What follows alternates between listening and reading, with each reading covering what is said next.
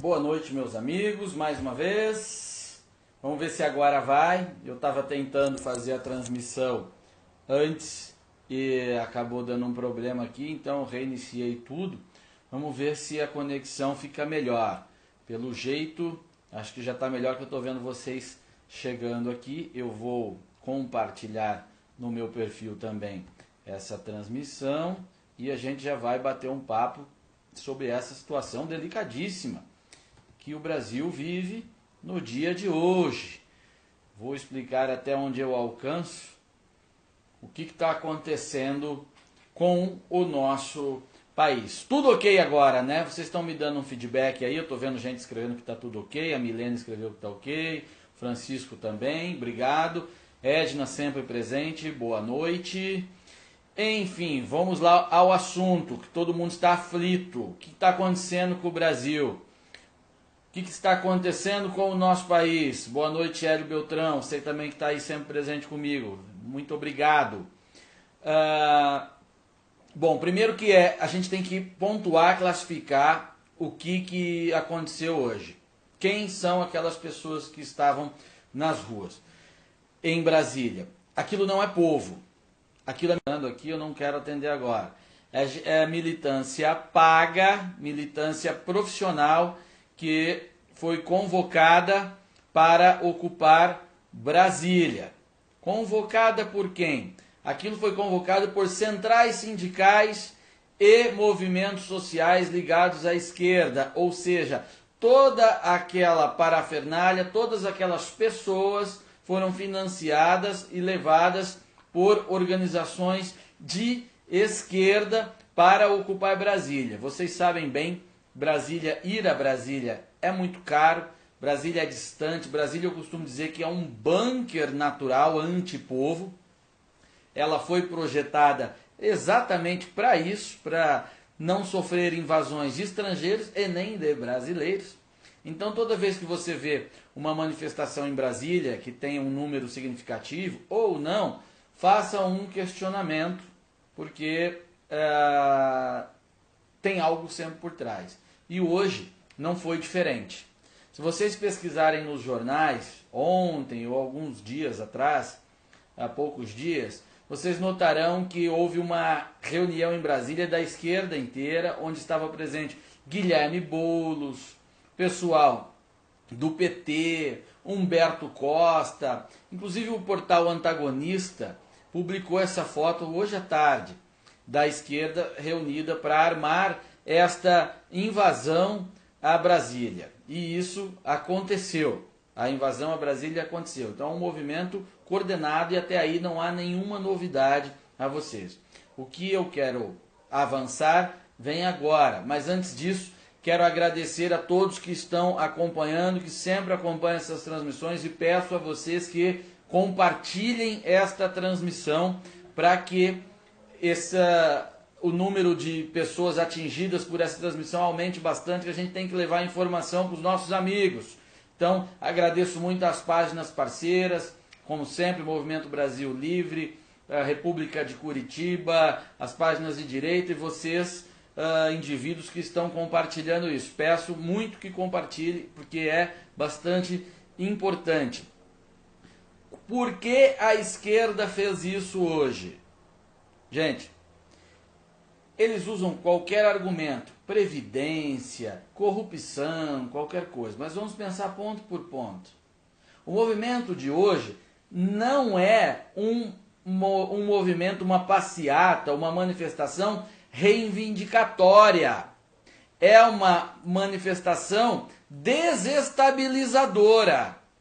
A ideia era desestabilizar ainda mais o governo Temer. Não só o governo. Por que desestabilizar o governo? O governo, ele no Brasil agigantado, ele é um eixo central da organização e com grande influência, organização nacional, com grande influência inclusive jurídica, além de estar baseado numa organização jurídica. Então, quando a esquerda parte por uma manifestação e avança o sinal, parte para a violência, para desestabilizar um governo, ela está querendo, na verdade, desestabilizar todo o ordenamento. Todo o ordenamento. destabilizar o país de fato. Mas por que eles querem fazer isso? Porque eles precisam melar o jogo. A esquerda não pode, hoje, jogar nas regras constitucionais. Eles não têm condições de jogar nas regras legais. Não têm condições de jogar dentro do ordenamento. Eles não têm condições de jogar dentro daquilo que está previsto na Constituição. Por quê? Eles não têm tempo para isso. Eles estão vendo as suas estruturas serem atacadas, e atacadas no bom sentido, porque são atacadas pela verdade, são atacadas pela polícia, que está demonstrando o quão criminosos são atacados também politicamente, que está fazendo uma reforma em todas essas instituições, a começar pelo imposto sindical, que foi um projeto que eu entrei, que eu trabalhei muito, que foi incorporado na reforma trabalhista. E isso é um duro golpe no seu esquema de financiamento. Serão aí quase 4 bilhões por ano tirado deles. Então eles estão aproveitando dessa situação de fragilidade para atacar numa frente que vai atingir vários alvos. Primeiro é manter todo o status do seu nível organizacional, sindical, tal e tudo mais. O segundo é melar o jogo que está acontecendo, porque o governo Michel Temer, muito provavelmente, ele não chega a 2018. Acredito que o Michel Temer, se não renunciar, será cassado no Tribunal Superior Eleitoral. Pelas razões que vocês já conhecem bem, nós já discutimos em outra transmissão. Em outras transmissões, na verdade. Mas, cumprido a regra do presidente Rodrigo Maia convocar eleições em 30 dias, a indireta e tudo mais, não vai dar tempo, eles não conseguem eleger o Lula, e o Lula sofrerá uma condenação em seguida. O Sérgio Moro vai julgar o Lula até o fim de junho, já vai sofrer. Então, assim, na leitura da esquerda, a chance deles reagruparem e a chance deles vencerem e voltarem ao poder do governo, no governo, porque o governo não é todo o poder, tá? O governo é parte do poder. A chance deles é o Lula. Eles não conseguem fabricar um outro sujeito até 2018. Então, é preciso antecipar o processo. Como é que antecipa o processo se a regra constitucional diz outra coisa? Antecipa melando, rasgando a Constituição. Então, eles deflagraram ações. Vocês verem que o aparato midiático deles, como Brasil 247, Diário do Centro do Mundo, Carta Capital, os seus blogs Paulo Henrique Amorim, todos eles já gritam por diretas já. Como a história não está pegando, a narrativa não está funcionando tão bem como eles pensaram, é preciso radicalizar. Então aproveita o gancho de um Congresso desmoralizado para fingir, tentar forjar que há uma demanda popular que está sendo oprimida pela tirada de direitos do governo Temer, que é uma bobagem, não é verdade, e aí organizam uma ação em Brasília e partem para a radicalização. E isso gera matéria, isso gera pauta, isso gera clima de temor no país inteiro. Ou seja, eles atacaram ministérios, incendiaram ministérios, 4 ou 5 ministérios foram incendiados, vandalismo, na verdade terrorismo. Como o objetivo é aterrorizar a população, o que eles fizeram hoje foi terrorismo. Pena que no Brasil, e o PT trabalhou bastante contra isso, não há uma lei antiterrorismo. Houvesse uma lei antiterrorismo no Brasil, essas pessoas estariam enquadradas, poderiam estar enquadradas, a depender do texto legal, claro, em atos de terrorismo, como atos terroristas, isso que aconteceu hoje, porque esse era o objetivo. Ou você tenta colocar fogo no ministério para convencer o ministro a fazer alguma coisa para você? Claro que não. Aquilo é um ato político, e isso é a essência do terrorismo, aliás, é a definição de terrorismo.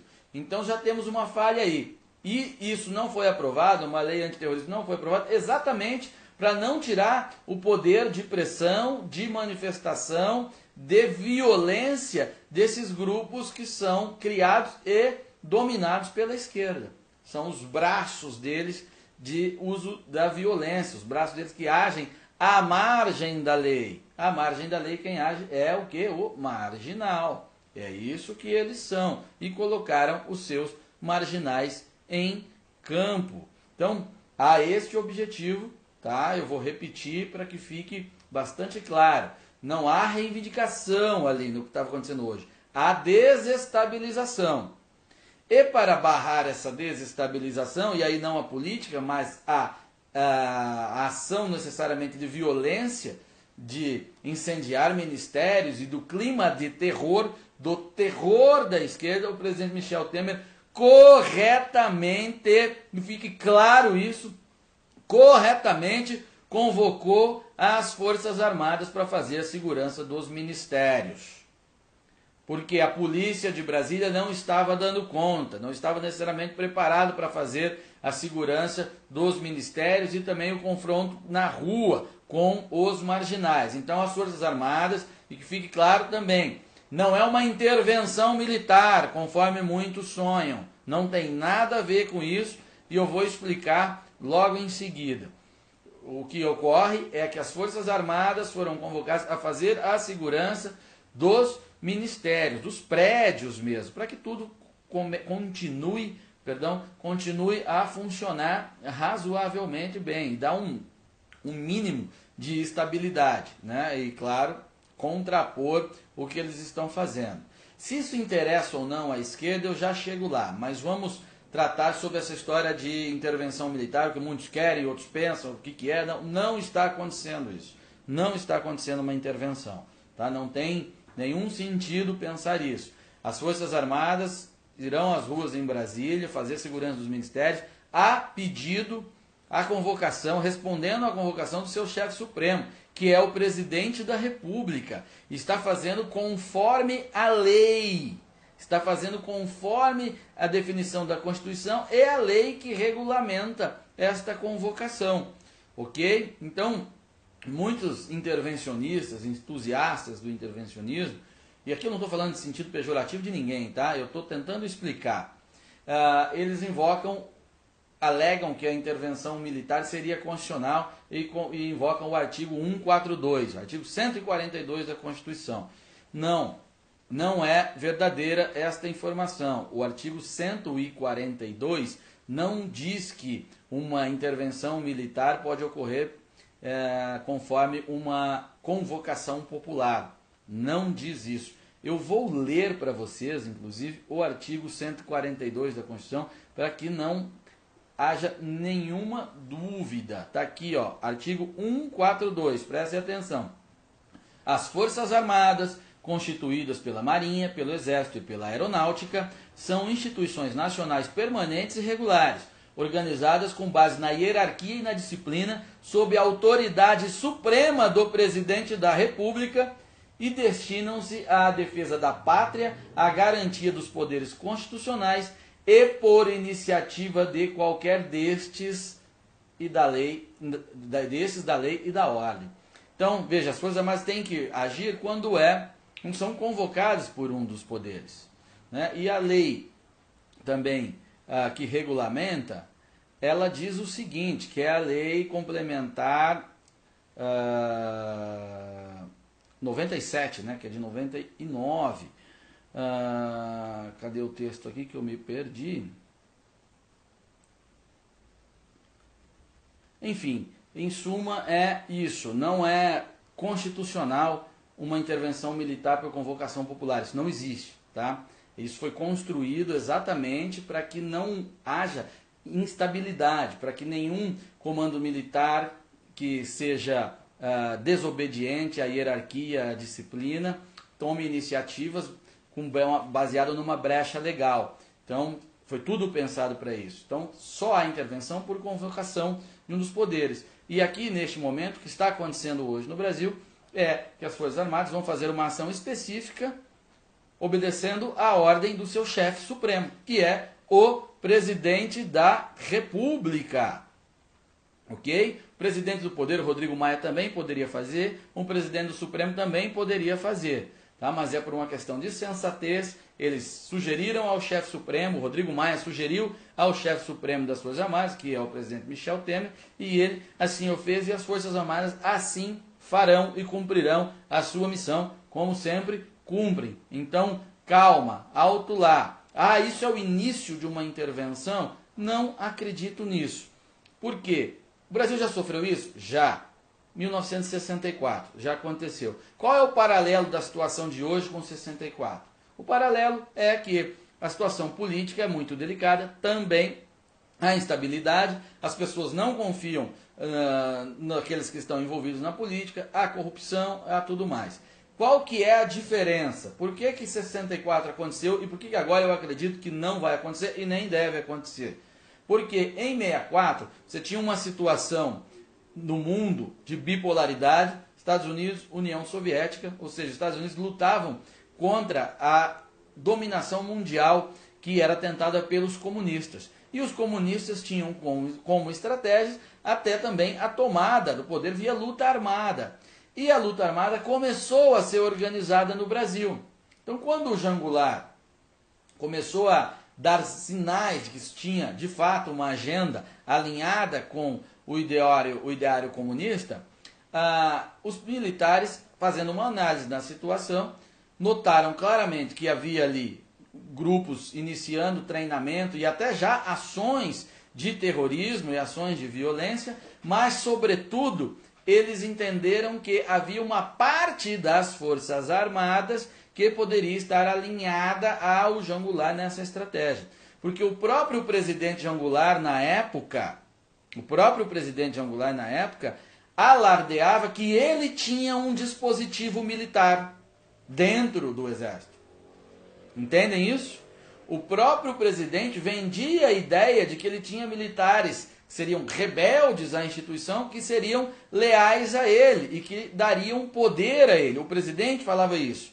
Então você tinha o exército regular, as forças armadas, né, e um presidente que organizava um grupo ali dentro. Então os militares entenderam que havia outro dispositivo de força para ser combatido. E daí fizeram a intervenção. Entendem? Por isso entraram no jogo. Não foi só para limpar a cena de corruptos, de vagabundo ou de nada. É porque havia um poderio armado a ser combatido. E arma se combate com armas. É assim que funciona. E por isso foi feita aquela intervenção. Na situação atual, não é semelhante. A semelhança ela esbarra apenas no descrédito da classe política, no descrédito dos partidos e tal, das instituições, que é verdade. Mas não há ainda um aparato de força a ser combatido. O aparato de força a ser combatido é o que a esquerda está tentando forjar, até para, de repente, instigar uma ação mais forte das Forças Armadas. Daí tacar fogo no Congresso. Daí partir para o quebra-quebra. Daí ir para os atos terroristas que foram hoje. Vocês estão me entendendo? Eu estou sendo claro, sempre pergunto isso para vocês, porque como eu abro aqui as nossas conversas, eu digo, esta é uma conversa, nós estamos procurando entender juntos o que está acontecendo. Então eu faço essa distinção entre a situação de hoje e a de 64. E por isso que eu entendo que houve a ação de 64, que havia um dispositivo militar de Jean Goulart. O livro do jornalista da Folha de São Paulo, que eu tenho a coleção, inclusive mostrei aqui para vocês outro dia. Ah, tá aqui, ó. Essa série aqui que eu mostrei o dia do Hélio Gaspari, ele conta bastante como é que funcionou, como é que era o cenário da pré-intervenção de 64. E mostra isso, demonstra isso, né? Que havia também ali um dispositivo que seria leal ao Jean Goulart. Então, havia com quem o exército combater. Agora não. É um problema a política e tudo mais, como ainda não há, é um problema dos civis. Mas a esquerda pode estar tentando fazer isso. Eu ainda tenho uma certa dificuldade para ler essa estratégia deles de endurecer o jogo. Pode ser que eles precisem de uma ação mais forte, inclusive para reagrupar, para retomar a narrativa como vítimas de uma sociedade, vítimas da opressão, da força e tudo mais, e voltarem a ser os mocinhos da história, porque hoje eles são os bandidos totais e boa parte da população, a maioria, já conhece muito bem isso. A situação já foi mais grave nesse sentido militar. Em 2013, vocês lembram que em 2013 o movimento Passe Livre e essas franjinhas da esquerda, eles organizaram manifestações e induziram a população a ir às ruas aos milhares. Foi bem significativo aquilo que aconteceu em 2013. Na época, num hangout com o Olavo de Carvalho, eu perguntei para o professor, trouxe isso e a gente não soube fazer uma avaliação definitiva daquilo. E a estratégia naquele momento talvez pudesse ser de causar uma desestabilização. Lembra que eles estavam no poder, o governo era da Dilma, tá? Na época talvez poderia ser de causar uma desestabilização, provocar o quebra-quebra que eles estavam fazendo com os black blocs e tal, para instigar uma ação militar. Uma ação militar violenta de repressão. Só que esta seria sob o comando da Dilma. E por que eles fariam isso? Porque aí criaria o elo entre o PT e as Forças Armadas, ou seja, uma ação das Forças Armadas em território nacional, sob o comando da comunista Dilma Rousseff, estabelecendo assim uma ligação forte, ligação que eles nunca tiveram, e graças a Deus nunca tiveram, e sempre buscaram ter, porque se tivessem o poder das armas, eles fariam um estrago brutal no Brasil. Naquele momento, naquelas manifestações de 2013, nós chegamos a conversar sobre isso, e eu coloquei este desenho, e era uma hipótese. Hoje, felizmente, como eles não estão na chefia das Forças Armadas, muito provavelmente a estratégia seja apenas, seja diferente, seja de provocar uma ação pontual contra eles.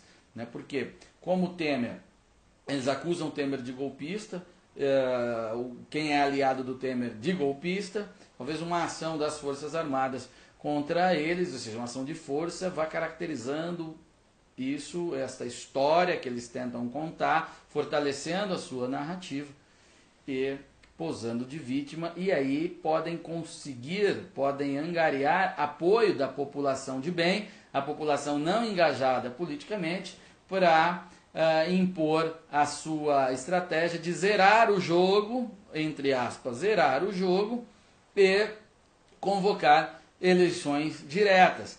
Eleições diretas que neste momento interessam apenas ao Luiz Inácio Lula da Silva e ao PT. Entendem? O jogo pode ser, vamos esculhambar tudo para que até eles pensem em é preciso reorganizar a casa. Não dá, as eleições têm que ser diretas. Hoje o Paraná Pesquisa publicou, acho que no portal 360, pesquisa para presidente em Sergipe, onde o Lula aparece com 45% das intenções de voto. Ah, Paulo, mas essa pesquisa eu não confio. Eu confio na Paraná Pesquisa. É o instituto de pesquisa que mais tem acertado nos últimos tempos. Vocês podem notar a pesquisa deles, tudo que eles foram publicados ultimamente. E não é que a gente não gosta do resultado da pesquisa e tem que desqualificar. Às vezes a pesquisa era séria, tem mostrado que a gente tem que considerar. Então, aqui que a pesquisa demonstra? Demonstra que a estratégia deles é de antecipar a eleição. Eles sabem, eles têm aquele número, então eles precisam antecipar a eleição. Então fazem todo este jogo de desestabilização. Entendem? E aí contam também, claro que está na conta dessa estratégia, provocar no nosso lado uma histeria de pedido por Forças Armadas, o que corroboraria com a estratégia deles do clima de desestabilização completa do país. Entendem o que eu estou procurando dizer, a leitura que eu consigo fazer até este momento? É sempre muito difícil a gente fazer leituras assim profundas, tentando enxergar com muita distância os fatos, chegando em longo prazo os objetivos, as raízes, no calor dos fatos. Então pode ter aqui, eu posso estar cometendo erros e tudo mais e não tem nenhum problema. Depois a gente fazer essa revisão quando os fatos se esclarecerem, mas a situação está acontecendo, aconteceu agora há pouquíssimo tempo, e eu estou tentando fazer uma interpretação desses fatos. Então, assim, o que eu peço a vocês, como eu sempre tenho pedido nos últimos, prudência e apego à Constituição. tá? E não entrem nesta narrativa de que é o povo que estava lá, porque não é. É a esquerda. Entrem agora no Twitter do Guilherme Boulos e está lá o Guilherme Boulos tweetando: manifestação de hoje, as ações de hoje demonstraram a força da esquerda. É o Guilherme Boulos. Você não precisa acreditar no Paulo, acredite no Guilherme Boulos, o líder do movimento dos trabalhadores sem teto, um vagabundo que trabalha como uma dessas franjas de desestabilização. Ele que está confessando isso. E toda a esquerda comemora. E eles vão insistir nisso. Isso talvez tenha dado, inclusive, uma certa motivação para a ação da esquerda. Da esquerda é alinhada com centrais sindicais, que ora, como exemplo, a Força Sindical, que ora faz piscadelas para a direita, tem até alguns políticos da Força que se dizem de direita, mas são da Força Sindical e na hora do pega para capar, vão sempre se alinhar a CUT, a esse pessoal, porque todos eles vivem do imposto sindical. Lembrem sempre disso. Sem dinheiro do imposto sindical, esta gente não faz absolutamente nada. Esse pessoal precisa da mortadela como combustível para poder incendiar alguma coisa, qualquer coisa. E foi isso que eles fizeram hoje. Usaram de todos os recursos, colocaram gente em Brasília para aplicar a sua estratégia da desestabilização. Recapitulando rapidamente, o que ocorre não tem nada a ver com intervenção militar a que muitos pedem. As Forças Armadas estão agindo sob o comando supremo do presidente, conforme o artigo 142, que não prevê intervenção militar a pedido do povo ou por vontade de qualquer comandante militar. Esses têm sim que obedecer sempre a um dos poderes, o chamado de um dos poderes, ok? E a manifestação, ela contou sim com atos terroristas e que não serão enquadrados como tais, porque no Brasil não há uma lei que define o crime de terrorismo, como deveria existir. Então, até nisso o PT pensou, meus amigos. Até eles entenderam que uma lei antiterrorismo ia tirar capacidade de ação de uma de suas franjas, o MST, o MTST e a radicalização de qualquer sindicato ou qualquer outra organização que eles venham a criar para fazer esse tipo de ação que eles fizeram hoje. Ok? Estamos entendidos? Ah, tem um rapaz aqui, como é que é? Eu me tornei um desinformante. Ah, eu sou um infiltrado da esquerda, acabei não vendo ali o nome da pessoa que está fazendo isso. Uma vergonha o senhor falar isso de mim. Eu faço o trabalho, muita gente aprendeu a falar a palavra direita me acompanhando na televisão ou vendo meus vídeos no Facebook. Eu estou procurando fazer um trabalho de esclarecimento, tentando levar sensatez e conhecimento para as pessoas. O senhor entra aqui na minha página para dizer que eu sou um desinformante da esquerda. Faça o seguinte, procure fazer o seu trabalho. Isso é um desrespeito, o senhor me ofende demais quando fala uma coisa dessa para mim. Eu paguei o preço, tinha uma carreira próspera como jornalista e paguei o preço, comprometi a minha carreira, sou odiado no meio. E aí vem o senhor agora porque não concorda com alguma coisa que eu estou dizendo, que eu sou desinformante da esquerda. Tenha sensatez, tenha um mínimo de equilíbrio para antes de apontar o dedo para o trabalho dos outros. Faça algo, senhor, então. Saia do Facebook e vá fazer algo. E vá fazer algo. E outro que está dizendo aqui que eu sou de partido de esquerda, ser direitista no meio de um monte de direitista é muito fácil. Eu quero ver ser direitista no meio de um partido de esquerda e manter as suas posições de direita no meio do grupo todo. Isso eu quero ver quem faz. Eu faço. E não vou aceitar que quem fica só no Facebook sem fazer nada venha apontar dedo para mim sobre isso. Enfim, agradeço muito a todos que acompanharam esta transmissão, quem tem acompanhado sempre, quem acompanha o meu trabalho e respeita, e quem compartilha, e quem está do lado do bem, da verdade, quem tem humildade para procurar entender as coisas e lutar pelo nosso Brasil. Eu não vou desistir por causa dessas pessoas que acabam sendo injustas com quem dá a cara ou com quem se dedica. Vou continuar fazendo o meu trabalho e conto sim com o apoio da maioria das pessoas que estão aqui acompanhando essas transmissões. Eu sei que assim como eu, vocês estão procurando uma saída para esse vazio e eu também estou. E sempre quando abro as transmissões ou no meio delas, digo com humildade que estou procurando entender, que estou procurando estudar, que reconheço as limitações no horizonte de leitura, mas que sempre compartilho até onde eu alcanço. E assim será. Gente, obrigado mesmo. A gente vai acompanhando os fatos e se houver novidades, de repente voltamos aqui para mais uma conversa, ok? Não vamos desistir do nosso país. Sempre o que eu peço e reforço: prudência e apego às garantias constitucionais. Esses são nossos maiores escudos. Um abraço, boa noite.